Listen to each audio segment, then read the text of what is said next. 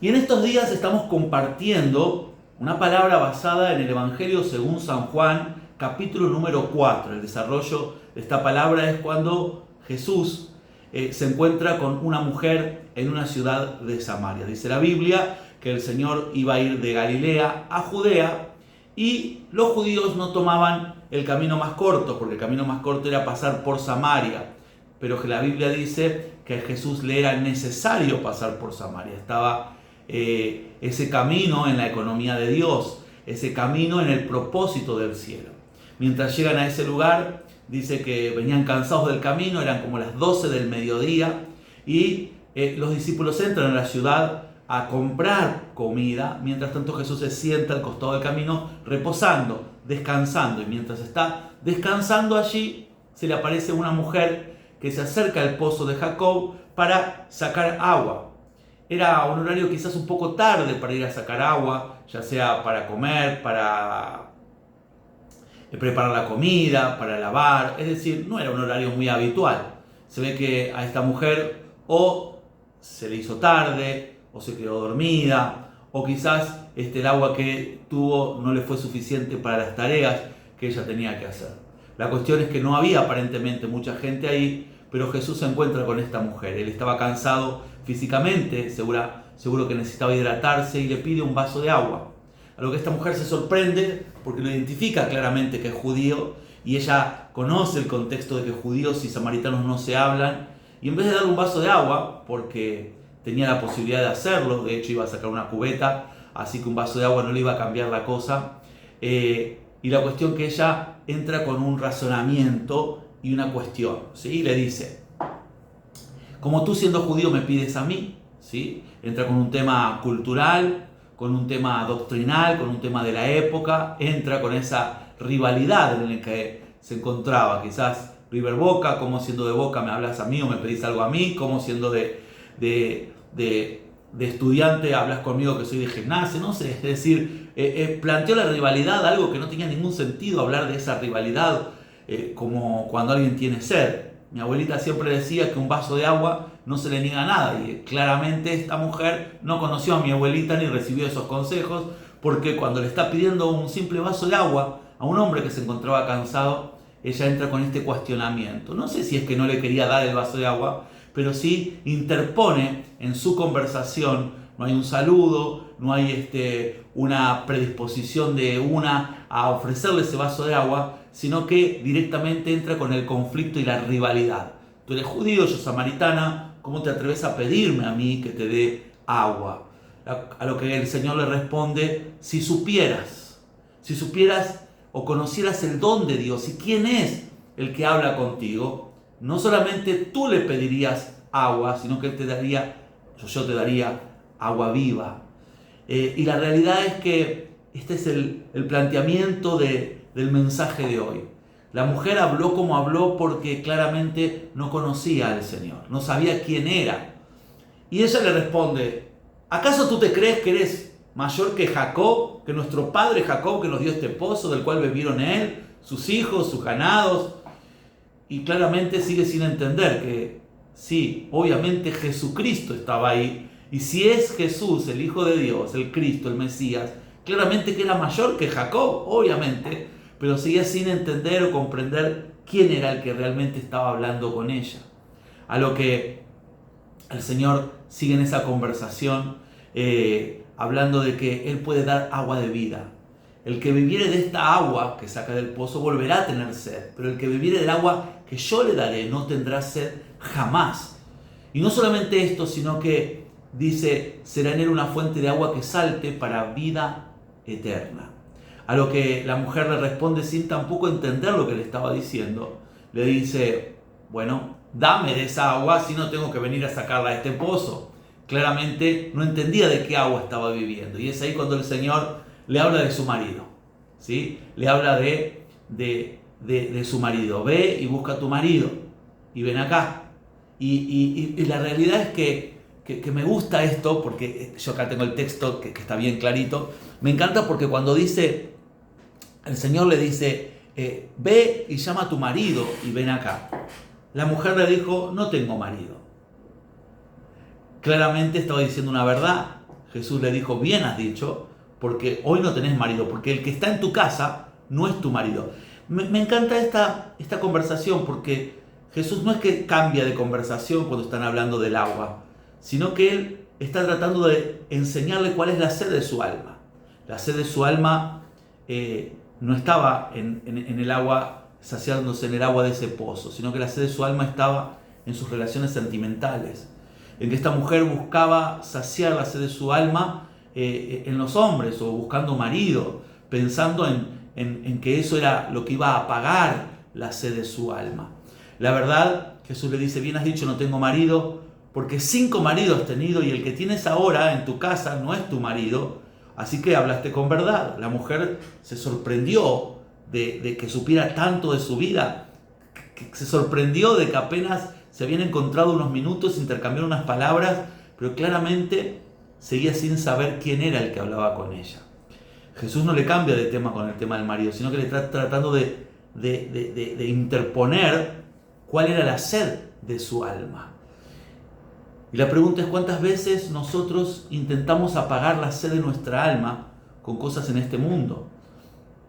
Pensamos que la sed de nuestra alma se va, el que no está casado cuando se case, el que no se ha recibido cuando se reciba, el que no tiene trabajo cuando tenga trabajo, el que no llegó a tener su casa propia cuando tenga su casa propia. Y así en la vida muchas veces vamos poniendo metas para intentar que esas metas, yo no quiero hablar mal de las metas, de hecho creemos en que tenemos que tener metas, sueños, anhelos, deseos, motivaciones por los cuales trabajar, crecer, esforzarse, no está mal. Pero muchas veces depositamos tanto en ese escenario ideal. ¿Cuántas veces planteamos un escenario ideal? ¿Cuántas veces planteamos y dijimos, si yo pudiera, si tuviera, el día que me reciba, ¿no? Estoy estudiando una carrera, estoy en la facultad, en la universidad, el día que me reciba, qué felicidad. O el día, si yo no me logré casar, el día que me case, o el día que tenga mi emprendimiento, el día que... ¿Cuántas veces ponemos metas en nuestra vida pensando que cuando logremos esa meta, cuando alcancemos esa cima, vamos a encontrar la plenitud, la satisfacción plena, el éxito total? Y la realidad es que no existen éxitos totales, no existen escenarios de realidad plena. La realidad es que muchas veces logramos aquello. Yo el otro día, el día martes, compartía, yo una vez estuve hablando con un hombre que me decía, económicamente yo tuve todo lo que quise en la vida. Yo vine de abajo, muy de abajo, de una familia humilde, del interior, vine acá a la ciudad o al centro de la ciudad, al conurbano, para tratar de desarrollar mi carrera, mi profesión, sin nada. Y tuve muchos sueños. Él me decía, pero cada sueño que yo tenía era como que decía, el día que consiga mi trabajo, porque él primero decía, me quiero recibir. Después decía, cuando me reciba, ahora quiero conseguir un buen trabajo. Conseguía trabajos y no eran buenos. Y decía, bueno, cuando logre estabilizarme. Y cuando logre tal cosa. Y siempre era como que el escenario ideal estaba en el próximo paso, en la meta siguiente. Y la realidad es que él decía, yo llegué en la vida a tener el auto que quise, la casa que quise, todo lo que quise, económicamente lo pude tener. Pero me di cuenta que uno se acostumbra a los logros personales, naturales, y después está planteando otra realidad, porque la sed no se sacia con los logros, no se sacia con las personas. El escenario de esta mujer era encontrar en aquellos maridos la satisfacción de su alma, era pensar, decir, ahora sí conocí el amor de mi vida, ahora sí voy a ser feliz. Y quizás le ponía una carga a esos hombres para tratar de ella ser feliz. Y la Biblia nos enseña que la plenitud está en Jesús. Nuestra plenitud no está en personas, no está en logros personales, no está en metas a alcanzar, no está en lo que encontremos en este mundo, ni siquiera en nuestra familia. Mi plenitud está en Dios. Alguien dijo una vez que el intentar ser feliz a toda costa es un acto un poco egoísta, porque le vamos a poner a ver a las personas como un medio y no como un fin. Yo no puedo entender cuál fue el problema que tuvo la mujer con estos 5 maridos. Y con cuántos otros hombres habrá tenido relaciones o intentado, porque de hecho si había un sexto, el que estaba en su casa, no sé si era el sexto, pero el que estaba en su casa no era su marido, cuántos más hombres habría habido en su vida, ella intentando quizás buscar el camino de la plenitud, el camino de la felicidad.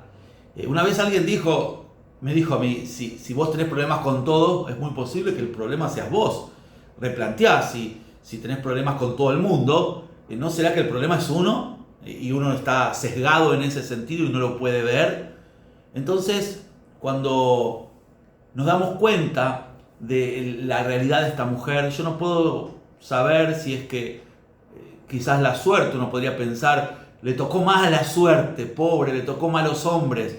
¿Será que todos los hombres son malos? ¿Cómo hablaría esta mujer cuando se encontraría con otras amigas, vecinas, familiares? ¿Qué les diría de los hombres? ¿Son todos iguales? ¿Hablaría de esa forma? Yo pensaba yo no puedo saber cuáles fueron los problemas que tuvo en cada uno de los matrimonios en los que fracasó, pero sí puedo entender que ella veía a esas personas como un medio, no como un fin. Los veía como un medio para alcanzar una satisfacción, la plenitud, sentirse mujer, sentirse cuidada, segura, y buscaría quizás en el hombre lo que ella nunca tenía. Yo entendí en la vida que para ser feliz yo no necesito una persona para que me haga feliz. Yo tengo que ser feliz con Dios y conmigo, y luego puedo ser feliz con la otra persona. Pero si yo no estoy bien conmigo mismo, nunca voy a estar bien con el otro. Hay personas que no pueden estar bien consigo mismo, y por supuesto que no pueden estar bien con el otro. ¿Por qué? Porque es una realidad, es una duplicación. Yo trato de buscar en el otro. Cuando yo no veo a las personas como un fin, las veo como un medio, y yo voy a tratar de que esa persona sea el medio por el cual yo alcance felicidad, satisfacción, plenitud. Y es ahí cuando los matrimonios muchas veces fracasan, cuando hay un alto nivel de demanda, ¿sí? Me tenés que escuchar, prestame atención, acá estoy, yo existo. En vez de dar, estás exigiendo. En vez de ofrecerte, estás demandando. En vez de acompañarse el uno al otro, están siempre en el reclamo. Y la verdad que construir una relación basada en el reclamo, basada en las demandas, basadas en las exigencias, eso habla muchas veces de nuestra inseguridad propia.